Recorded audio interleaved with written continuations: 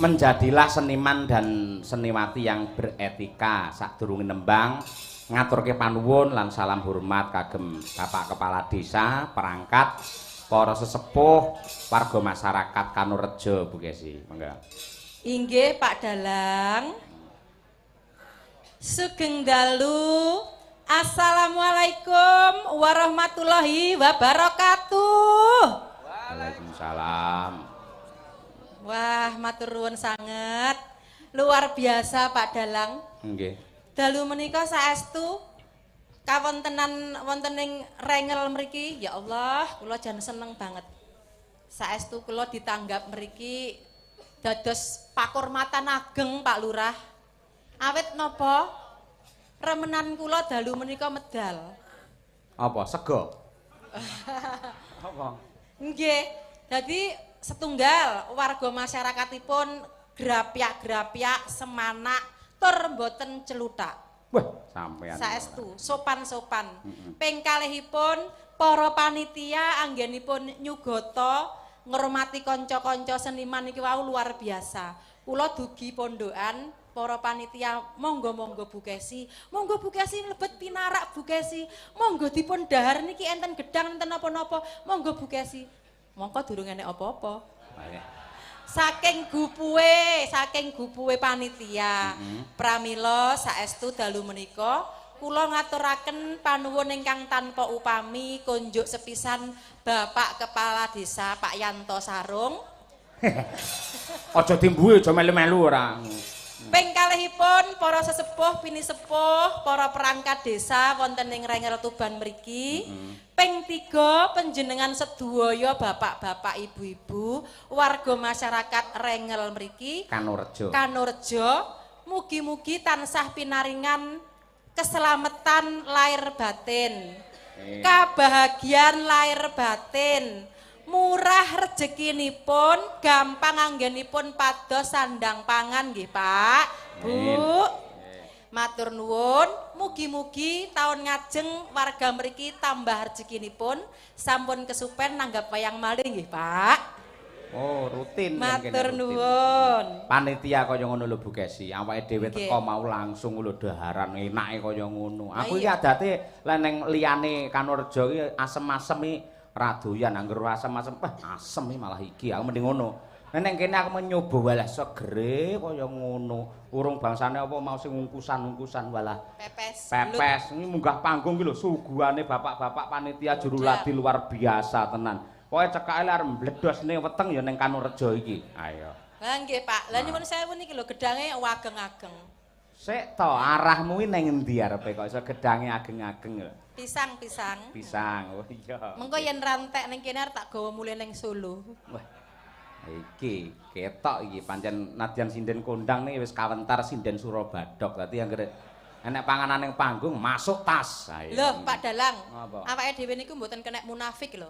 Pripun? Awake dhewe niku dalu niki ditanggap, diparingi rezeki, mengke tekan ngomah nggih blonjo, tumbas beras, tumbas sayur, tumbas buah-buahan. Nggih napa mboten Pak, Bu? Ora apa-apa aku diarani sinden Surabadok. Tak akoni ya pancen. Iya. Mula saiki wetengku mblegendong. Sing anu mau aku maca chattingan ning YouTube ana sing aku ya kaku nih ya campur anyel. Pripun Pak Dalang? Mbak Lia kok gede sekali apalagi hamil ngono jare. Ya tak saure nang nggih niki pancen lagi hamil ning jero isine speaker jare. Lah, kok penggemar YouTube kuwi chattingan yen komen kok ya lucu-lucu. Ning nggih matur nuwun. Tondo tresnane kalih Kuntadi channel ngoten. Pramila menika di live streaming saking mriki piyambak pemerintah Desa Kanurejo ugi live streaming. Ayo monggo kagem ingkang tresna kalian desa mriki dipun subscribe, like, comment, share. Ayo. Nah, wedange teko. Matur nuwun, Pak.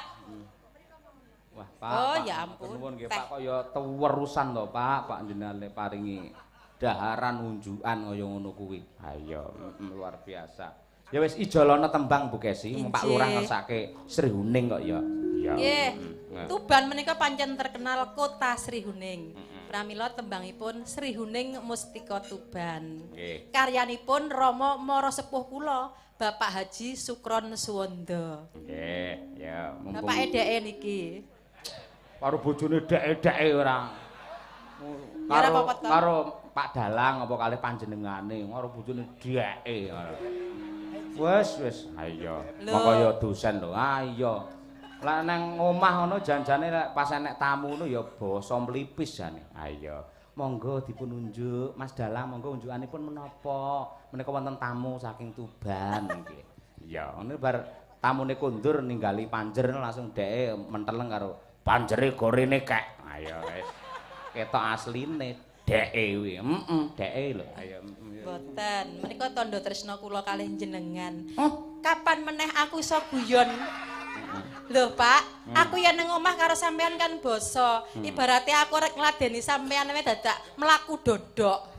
Lek ning kene kan iso guyon. Lah sampean arep nesu karo aku kan ora mungkin enek wong akeh. Ora mungkin. Terus arep nesu karo sampeane golek sing piye to, Bu? Sampean wis dosen sinden kondang suarane apik, ayu karo bojo gemati karo anak-anak tresno. Arep golek sing kaya apa to, Bu? Lah iya to, wis iso manak, papat sisan. Lha ya kaya sapi manak melahirkan peputra ngono lho. Nggih. Ha nggih Pak Dalang. Putri Kangsu. Mikmu ora cedak mikmu. Cek. Ora kuwi Aji Mas kuwi kok malah cek ora. Putri Kangsu Lestieng warni sing eneng rekake golek bola. Ayo. Lah sing gampang diomongi, ayo. Malah mangan. Lah wis. Neng Mustika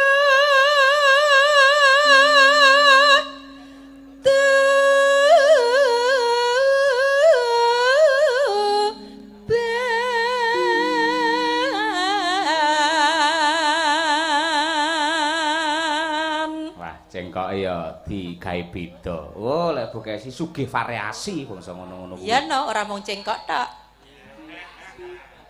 Monggo Pak Lurah. Jane panjenengan mau duet kalih kula, Pak. Teng mriki enten kula gandeng ngeten lho, Pak. Aja mesake Pak Lurah bengkok entek engko musuh kowe. Labuh tresna prapteng laya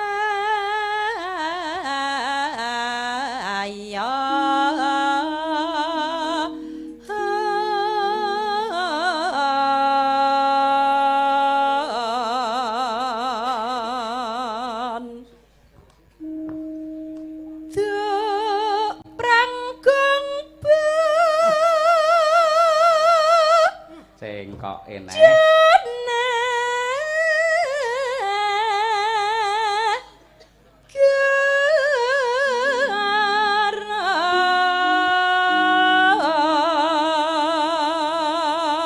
mula nek pas ning kamar mandi ki suwe banget Mbak ya golek cengkok ngene iki kok. Ha iya.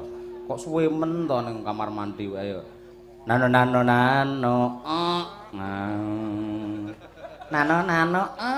Ayo nemu cengkok pirang-pirang ora. Bebelo Wiratmaya.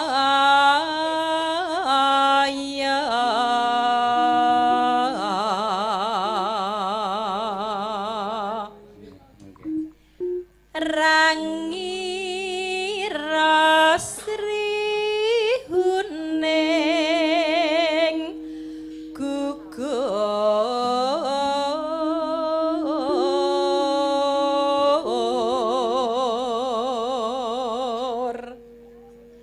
mangka musti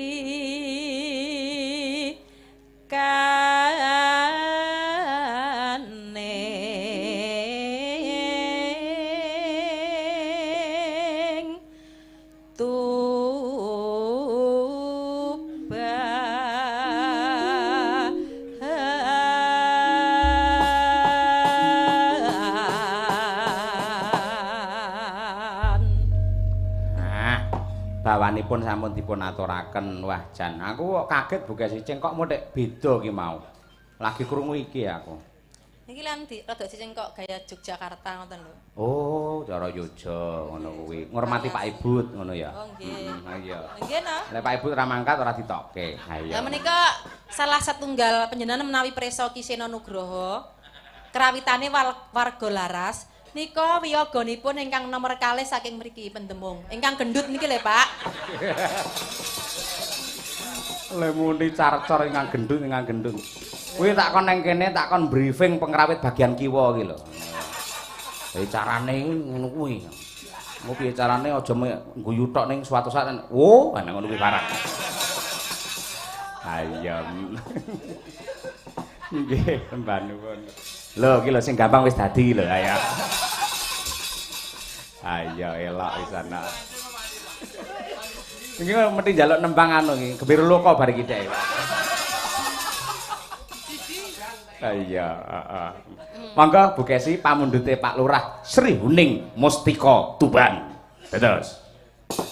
Sri Huning Mustika Tuban.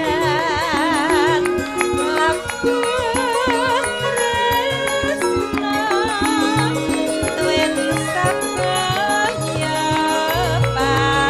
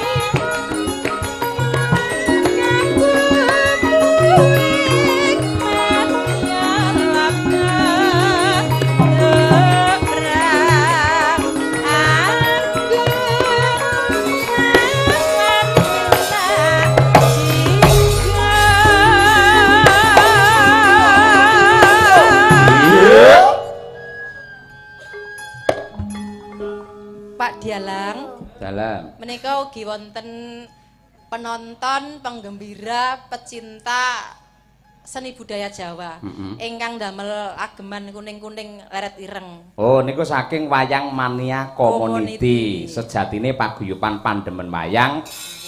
Sumpahe siapapun dalangnya yang penting wayangnya. Tegese ora nonton bualange sapa wae. Waton ana wayang mesti kepareng rawuh ing kiwa tengene Bojonegoro, Tuban, Bluro ngono iki panjenengane mesti do rawuh. Ya, mau wis foto karo aku. Wah, luar biasa. Matur nuwun saking WMC Mas Karno dan kawan-kawan. Ya, Ya, Bu.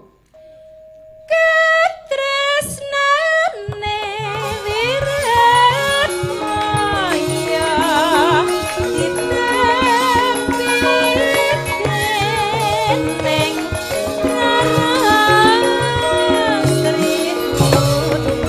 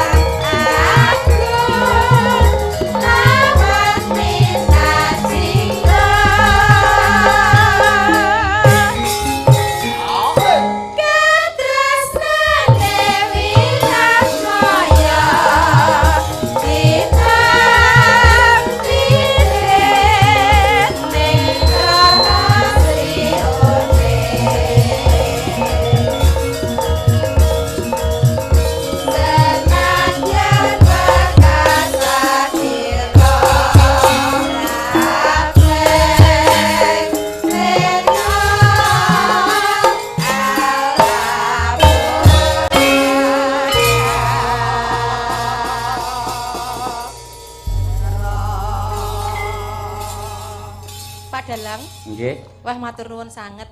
Menika ingkang sami mirsani jane mesake lho teng Jawi Pager. Mbok jenengan tindak mriki Pak, niki tasik kosong. Mboten napa-napa. Ben cedhak kalih sinden-sinden. Nggih. Lah mboten pagere dimbrukne mawon niku. Nggih, matur nuwun. Ojo ya anarkis kuwi ora. Sembah nuwun. Ya iki penting, Nduk, iki penting nggih.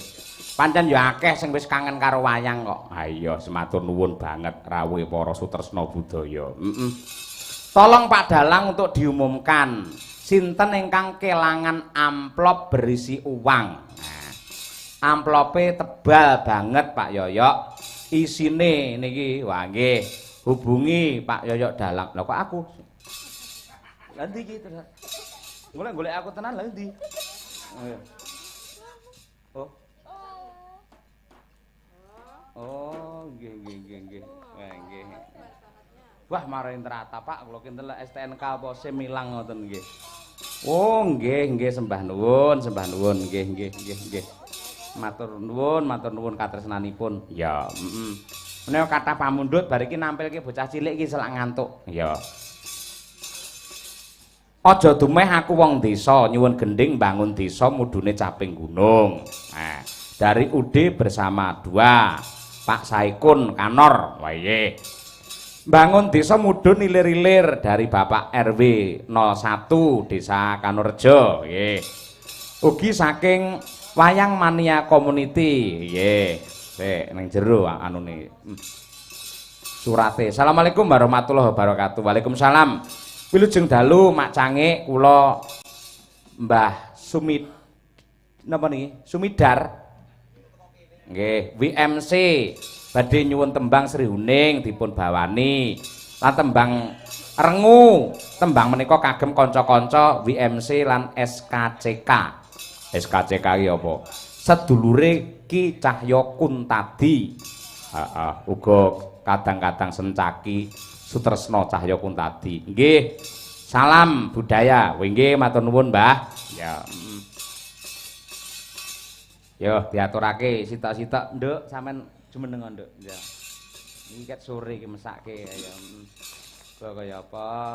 Ki putra daerah. Ya, Awas. Kuwi akeh panganan aja kok ideg ya. Sinten? Assalamualaikum warahmatullahi wabarakatuh. Assalamualaikum warahmatullahi wabarakatuh. Lho ngene iki jenenge bedho no ora. Yen aku assalamualaikum warahmatullahi wabarakatuh, sampeyan sing waalaikumsalam ngono. Ya sak baleni. Assalamualaikum warahmatullahi wabarakatuh. Waalaikumsalam warahmatullahi wabarakatuh. Nggih, suarane serak-serak basah. Sinten asmane sinten, Nduk? Ayu. Yo ngerti wong semene sampean cantik ngerti ora. Asmane lengkap sinten? Najwa Ayu Nur Khalifah. Najwa Ayu Nur Khalifah. Kelas pinten? 3 SD. 3 SD wae lah. Sak ngisore Brahma. Ayo, Daleme pundi daleme? Gemulung. Hah? Kerek. Oh, tanggane Mbak Diajeng. Mesti kok Tuban iki. Oh iya, ya elah. Wau sing ngeterke mriki sinten? Ibuke sinden ta? Sanes. Lah apa guru? Sanes. Lah apa tukang derep? Sanes. Lah napa ibuke gaweane napa? Bakul sego goreng. Wah, jos kuwi sego goreng kuwi. Ya, jan wis. Karo Brahma iso klop kuwi ya. Brahma angger mutung ora gelem dalang angger sego goreng Bram. Oke, semangat deh lah iki. Ya, Pake anu dalang, Bapak. Sanes. Penabuh. Sanes. Budayawan. Sanes. Lah napa? Sopir truk. Oh, pas dadi ibumu gawe sego goreng terus diadai truk diubengke ngene ya. Nggih, sampean ngewangi ya, Nduk ya. Apa sebabnya sampean kok seneng nyinden? Sebabnya apa? Untuk melestarikan budaya Jawa. Wah, elok. Nggih, jos. Sampean pengen nembang apa, Cahayu? Kepilut. Cah kelas 3 SD wis kepilut. Nggih. Sak tembang ra apa-apa ya Nduk ya mung kembang kok ya. Nggih. Coba menghadap ke penonton aja ngadep ning Pak Dalang. Kabeh ngerti lek Pak Dalang iki ganteng ning madhep rono ya. Nah, nggih. Nek kamerane barang kae karo bapak-bapak pirsa karo pasuryane sampean. Ngangge bawa, Nduk? Dibawani mboten? Mboten. Oh, mboten. Coba kaya apa kapilut nggih. Buka celuk niki, Pak. Nggih? Nggih, buka celuk nggih. Ya. Kalamun weruh sliramu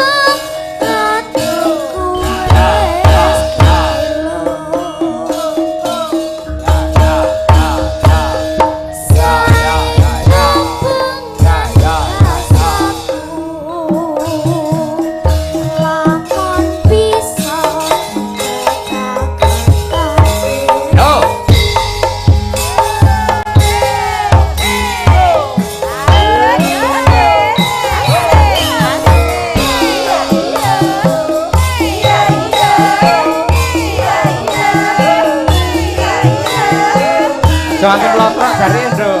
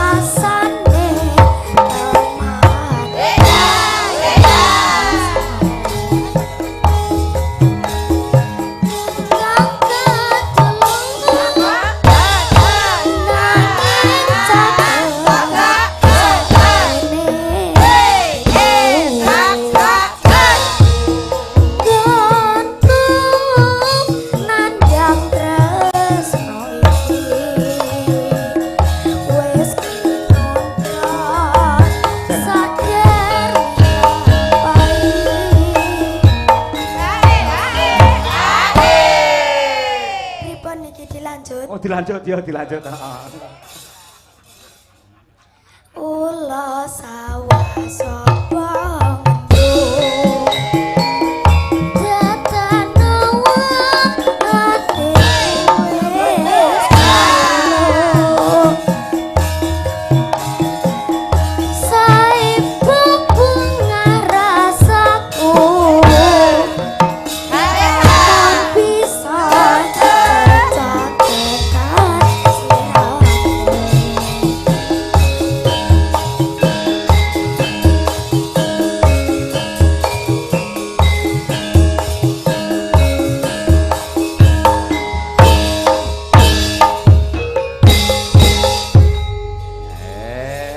Nyuwun tepuk tangan untuk Gendok Ayu. Wah, semangate niku lho sing apik. Matur sembah nuwun. Sampeyan goyangane wis jos kendel tenan. Nggih.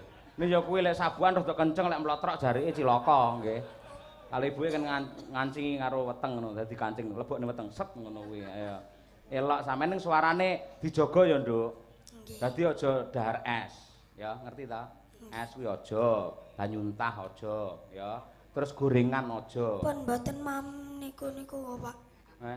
Pun mboten mam sing nika-nika kula. Lah kok iso apa nyang omah renek sing dipangan pancen.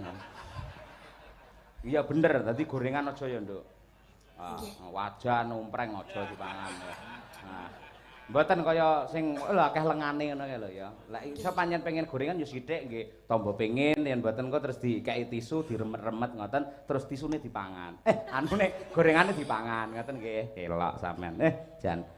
Ya Nduk iki tandha tresna dudu apa-apa kena nggih tambah sangu sekolah nggih. Tak kei neh aku iki blobo kok cah cilik nyah Nduk. Nah, iki pira sik kok tangane langsung maju ae. Iki pinten? Kono wae. Niki pinten? 100.000. Karo dhuwit apal men sampean ora. Nyonya 100. Susuk 95. Matur sembah nuwun. Tambahi purun mboten? Tambahi purun mboten? Ora gelem ya tak balekne lho. Gelem mboten? Purun. Hah? Purun. Sing banter, gelem ora? Purun. Sing banter kurang banter. 100 e gur lirih ora. Ayo. Purun mboten? Purun. Ngono kuwi nya tambahi. Nggih matur sembah nuwun. Ya, lumayan 200 derep iki sak pedote apa kitene. Boyoke ayo, kaya ngono kuwi elok. Semangat terus ya, Nduk ya. So, sekolah sing dhuwur terus sekolah ning Solo, SMKI ya, SMKI. Syukur ning SMKI engko kuliah ning ISU Surakarta kaya Mbak Diajeng ngono kuwi lho. Buktine Mbak Diajeng bareng kuliah ning Solo, wah saiki duwe pacar pisan. Oh, ya. Iki pamundhut akeh sing dikersake ya kuwi mbangun desa. Ya diaturake dhisik iki akeh banget. Saka sapa mau nok sing mau sing komburi kelir Pak sapa?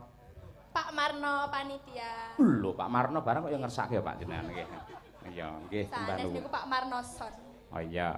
Iki sing apal ki sampeyan yen tembang iki. Ayo, Coba sampean jumeneng diaturke arep dibablaske napa? Ayo.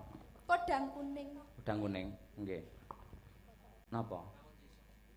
Oh iya, nggih. Saking dulur nom nyuwun tembang. Lewung nggih mangke kula aturaken sembah nuwun.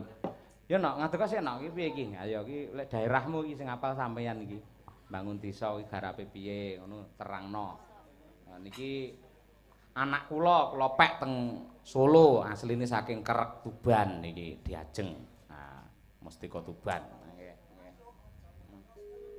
Mas Bayu. Mas Bayu. Wah, tahu to? Lah nggih cerak mriki ya Mas, nggih. Wah, nggih. Salam kagem Pake nggih. Nggih, luar biasa Mas Bayu. Ayam. Bayu Solo Ponti. Udu, Bayu. Rengel Mas Bayu kuwi mbiyen nate kuliah nang ISI. Ayo, Terima kasih. Dalemmu cedhak ora kok kene? Ngen kula. Heeh. Pinarak, Pak. Aku takon cedhak apa ora kok. Lah nggih cerak to, timbang saking Solo mriko. Iya, bener kowe bener kandamu, pancen ngono kuwi. Ayo. Nggih, sejam. Sejam, oh lumayan. Ya. Gandeng sesuk aku lak kudu mlebu, ngono to. Mula ya sepurane ora iso mampir, ya. Mlebu napa? Neng kampus iso mlebu napa? Pertanyaanmu peh duwe pacar saiki ngeres terus omongane ora. Astagfirullahaladzim, mboten lho. Kalau makmu karo aku sambat terus kae lho makmu. Ayo. Apa makku? Tekan makku. Lah tenan wingi tak dolane ning kontrakmu tenan lho. Pripun to Pak Dalang Diajeng nika pripun jane kula kan rabi randang rabi-rabi monggo kalih pacare pun dikeloni terus. Mboten lho Pak, ampun percaya. Nggih. Ketok wong wedok lek sik perawan awake saya lemu kuwi genah aku wis. Aku wis apal bangsa ngono kuwi nok tenan. Titenane anggere sik perawan kok saya lemu kuwi biasane mesti jamune cocok wisan ayo. Lah nggih kula mik vitamin terus lho mendhi. Biyen sik SMKI bocah walah tenan, Nduk. Gawe kudung lugu meneng takone apa-apa isone mung inggih, mboten mangertos. Lah sumangga pruwok ngono ae. Lah kula ngantos sakniki kalih wong lanang wis dicedhaki aku anu lho istighfar lho, Pak. Istighfar. Lah dijiwiti. Kula astagfirullahaladzim. Lah pamane dicedhaki. Astagfirullahaladzim. Terus pamane kuwi disenggol. Astagfirullahaladzim. Lah dikeloni. Ya monggo. Weh. Nggih maksudnya sobene SD bojono lho, Pak. Oh iya. Ya wis ngono kuwi. Pokoke angger cah wedok saya lemu ki apal aku kaya. Yes. Iki piye iki mbangun desa ana ki akeh sing ngersake. Nggih, niku tayub. Heeh. Engko angger sampean muni no mburi langsung jaranan. Oh ngoten. Berarti buka celuk. Celuk. Ah iya, celuk. Oh bonan. Oh monggo Mas Imam mumpung dereng sare Mas. Ora, iki lek ngantuke lek bladekan kok iya. Monggo bladekan terus dek iki melu sapa-sapa ya.